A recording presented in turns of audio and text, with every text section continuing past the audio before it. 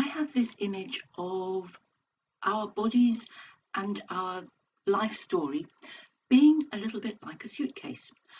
I was discussing this with a patient just yesterday. He'd had really severe trauma, physical and emotional, a few years ago. He's having counselling, he's having therapy for post-traumatic stress disorder, and something had come up in his most recent session which had kind of awakened old memories, old pains. And so I was sharing with him my philosophy of the suitcase. My own story is that I've had numerous accidents from childhood. I've survived a major car accident. I've survived breast cancer, surgery, chemotherapy, radiotherapy, the lot. So how do we process trauma? How do we deal with these big life changes, these big stories in our lives, these big narratives? And I've come up with this image of a suitcase. Our life story is the luggage in the suitcase.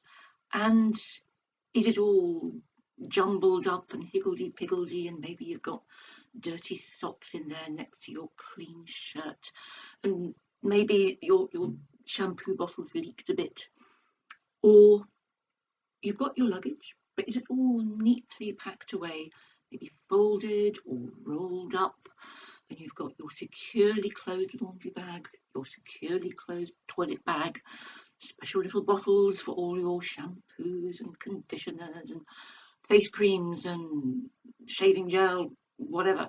And sometimes when we've had a lot of pain, we have a lot of restriction in our lives, it can be very tempting to dwell on those. And sometimes, I know when I was diagnosed with severe osteoarthritis when I was 31, at first I coped by not coping. I simply gave in to being very fragile and very protective and frightened to move, frightened to exercise.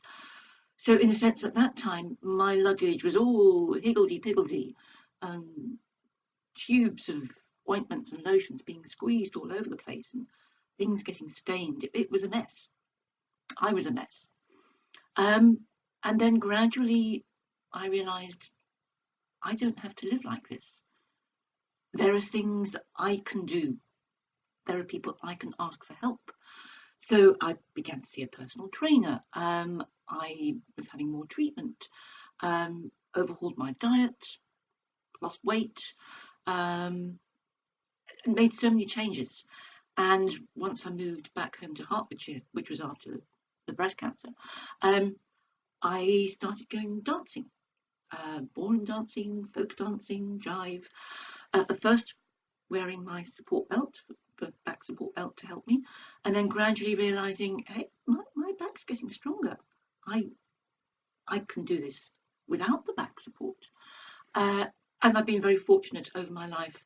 I've had some very good counselling. I had wonderful cancer counselling at Guy's, other counselling, and in fact, finding the right counsellor is so important, one that you feel at ease with. So if you like, gradually the luggage in my suitcase has got more tidily packed. Things have been laundered, they've been tucked away, they're maybe not needed at the moment. So all these things have happened to me.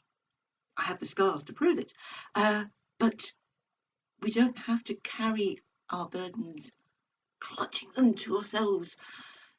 We can acknowledge them, they're there, but they don't have to be such a burden.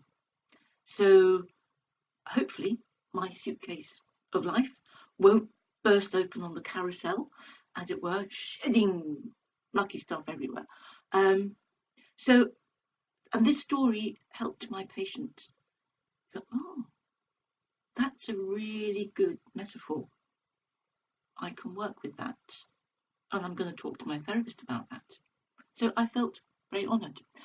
So this is part of what osteopathy can offer, particularly this International Osteopathic Healthcare Week. We listen to our patient stories.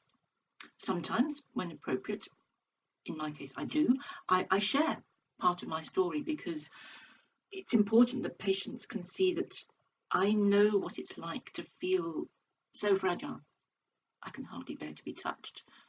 So fragile that when I'm pumping up the couch for a patient lying on it, I know that for me, there have been times that jarring can be really painful. So I have to do it gently, considerately. Now, of course, if there are children, then sometimes they love it being as bumpy as possible. They think that's a great game. So if you think that I can help you, do get in touch. My website is www.yourbodyinharmony.co.uk. I look forward to seeing you again sometime soon. Bye.